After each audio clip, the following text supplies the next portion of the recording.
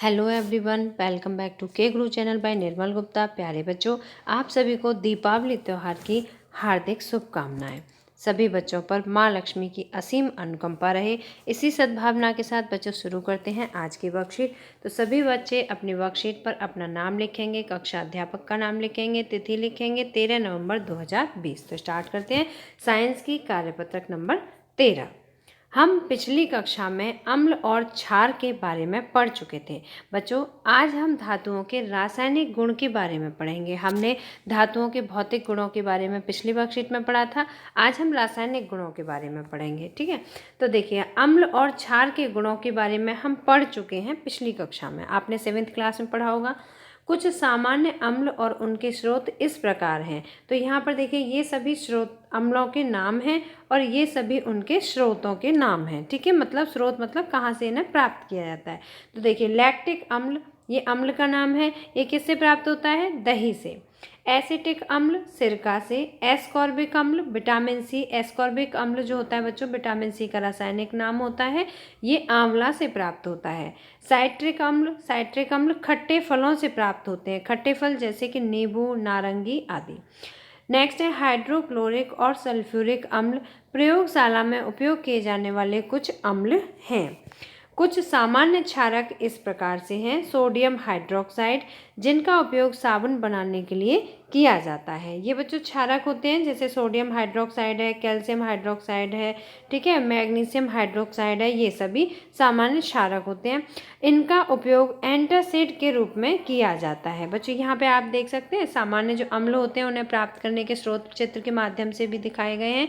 जैसे ये दही का चित्र है, ये विनेगर है, ये नींबू है। ठीक है, तो ये सभी स्रोत हैं सामान्य अम्लों के। अब हम धातुओं के कुछ और रासायनिक गुणों के बारे में जानेंगे। तो देखिए, धातुओं के और रासायनिक गुण कौन कौन से होते हैं। अम्ल से अभिक्रिया। अम्ल के साथ धातुओं की जब अभिक्रिया होती है तो क्या होता है? धातुएं अम्ल के साथ अभिक्रिया कर लवण मतलब नमक का निर्माण करती हैं और साथ ही हाइड्रोजन गैस उत्पन्न करती हैं। बच्चों, कौन सी गैस उत्पन्न होती है? हाइड्रोजन गैस ना। आपने देखा है कभी कभी डिब्बे में अंदर कुछ सामान रखा हो, कुछ अम्ल रखा हो, जैसे कि कोई अचार वगैरह रखे होते हैं और बहुत समय लंबा समय हो जाए उसे रखे हुए, तो क्या होता है कि जब हम उस ढक्कन को खोलते हैं, जार के या डब्बे के ढक्कन को खोलते हैं, तो उसमें से एक अजीब सी तीखी गंध आती है। और वही क्या होती है बच्चों? वो हाइड्रोजन गैस होती है। ठीक है, हाइड्रोजन गैस जो कि पॉप ध्वनि के साथ जलती है ना। हाइड्रोजन गैस उत्पन्न होती है जो कि पॉप ध्वनि के साथ जलती है। यहाँ पर आप चित्र के माध्यम से देख सकते हैं, ये परख नली है बच्चों। इसमें देखिए, अम्ल ये धातु है, ठीक है, और ये अम्ल है। और जब इन दोनों की अभिक्रिया होती है आपस में, तो ये किसका निर्माण करती है? ये हाइड्रोजन गैस का निर्माण करती है। और जो हाइड्रोजन गैस के साथ जो अभिक्रिया होती है बच्चों, वो पॉप ध्वनि से जलती है। यहाँ पर देखिए, ये जलते हुए आपको दिखाया गया है, यहाँ पर पॉप ध्वनि के साथ जलती है।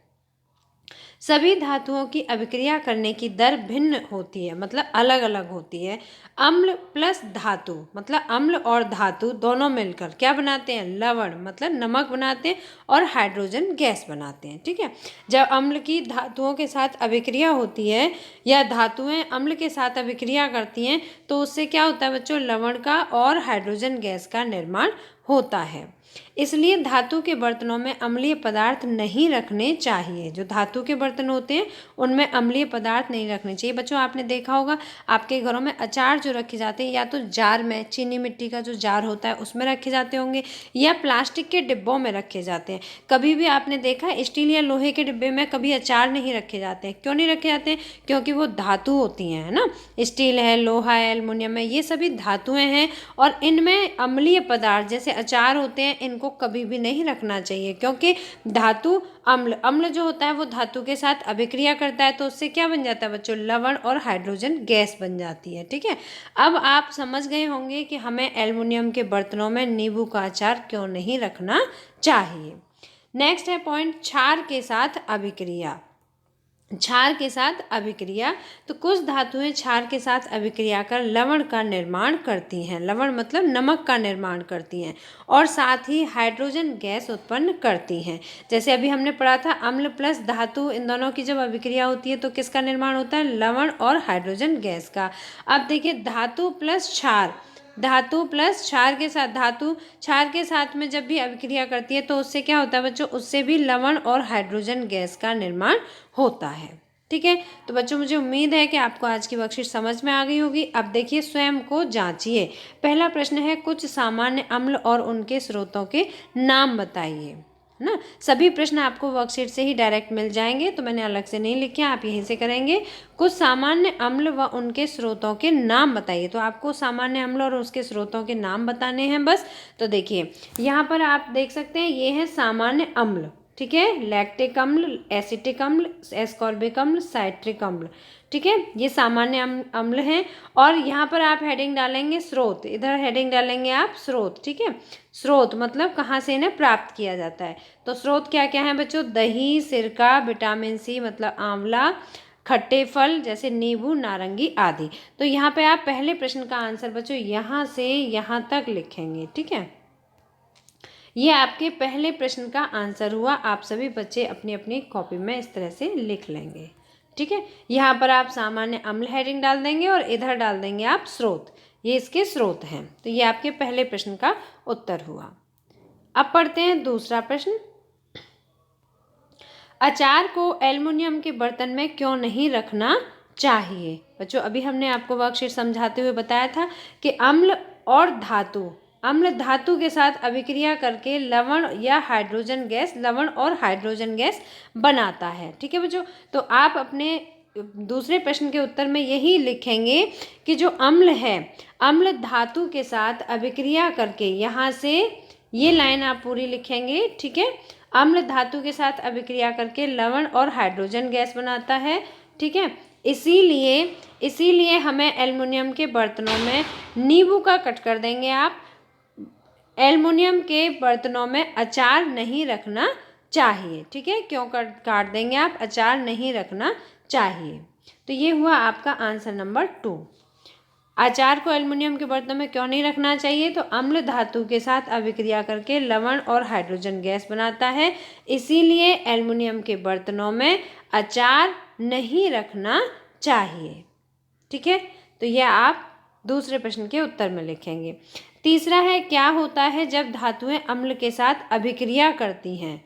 क्या होता है बच्चों जब धातुएं अम्ल के साथ अभिक्रिया करती हैं। तो देखिए धातुएं अम्ल के साथ अभिक्रिया कर लवण का निर्माण करती हैं तथा हाइड्रोजन गैस भी उत्पन्न करती हैं। ये है आपके प्रश्न नंबर 3 का आंसर। ठीक है, आंसर नंबर 3, ये आप पूरे 2 लाइन लिखेंगे। ये है आपका आंसर नंबर 3। इसके बाद नेक्स्ट है अचानक से किसी गैस को जलाने पर पॉप ध्वनि कौन सी गैस उपस्थिति दर्शाती है। तो बच्चों कौन सी गैस उपस्थिति को दर्शाती है, हमने अभी पढ़ा था हाइड्रोजन गैस को। ठीक है, 4th क्वेश्चन का आंसर होगा हाइड्रोजन गैस। पॉप ध्वनि से हाइड्रोजन गैस उत्पन्न होती है। तो ये हमारा हुआ आंसर नंबर 4th। ठीक है बच्चों, तो इस तरह से आपकी वर्कशीट से ही डायरेक्ट आंसर मिल जाएंगे, इसलिए आप यहीं से नोट करेंगे अपनी कॉपी में, अलग से मैंने नहीं लिखे हैं। बच्चों एक बार फिर से आपको दीपावली की हार्दिक शुभकामनाएं। सभी बच्चे अपनी वर्कशीट पर सभी प्रश्नों को लिखेंगे, उत्तर लिखेंगे। अगर आपको वर्कशीट समझ आई हो तो लाइक ज़रूर करना, अपने फ्रेंड्स के साथ शेयर करना, और अगर आपने अभी तक हमारे चैनल को सब्सक्राइब नहीं किया तो आज सब्सक्राइब जरूर करना। मिलते हैं फिर इसी तरह की नेक्स्ट एजुकेशनल वीडियो में। Till then bye bye, good luck to all of you.